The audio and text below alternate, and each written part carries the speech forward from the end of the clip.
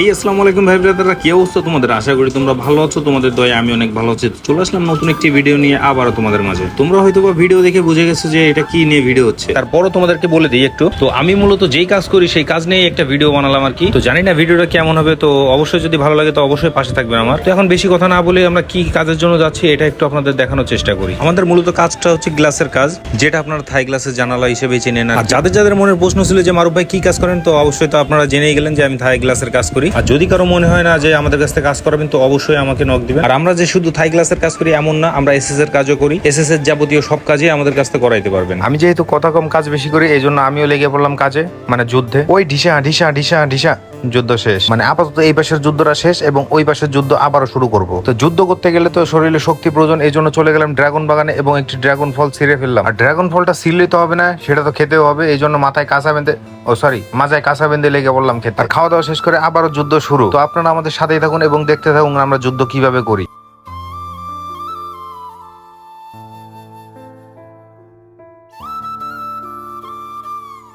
তো অবশেষে কাজটা শেষ করার পরে সম্পূর্ণ লোক হচ্ছে এই। তো আপনাদের কাছে কাজটি কেমন লাগছে এবং ভিডিওটি কেমন লাগছে অবশ্যই কমেন্ট করে জানাবেন। কাজ যেহেতু শেষ, আমাদের এখানে থেকে লাভ নেই, তো আমরাও বেরিয়ে পড়লাম বাসার উদ্দেশ্যে। তো এখান থেকে বেরিয়ে আমাদের সর্বপ্রথম যেতে হবে দর্শনা রেলওয়ে স্টেশনে। পরে ওইখানে গিয়ে কিছুক্ষণ লাইনে দাঁড়িয়ে টিকিটটি কাটলাম। টিকিট কাটার কিছুক্ষণ পরেই আমাদের ট্রেনটি চলে আসে। তারপর আর কি ট্রেনের পরে চেপে বসলাম। তারপর আর কি ট্রেন মামা ঝিকঝিক ডিক ডিক ডিক ডিক করতে করতে আর কি যশোর রেলওয়ে স্টেশনে পৌঁছালাম। ট্রেন মামাকেও একটু বিদায় জানাই দিলাম। তারপর আর কি যশোর যখন পৌঁছে গেলাম, এখন বাঘের মতো উঠতে উঠতে রিক্সায় করে চলে গেলাম বাড়ি। ভিডিওটি এখানে শেষ করতেছি। সবাই ভালো থাকবেন, সুস্থ থাকবেন। দেখা হবে অন্য কোনো একটি ভিডিওতে। সবাই ভালো থাকবেন।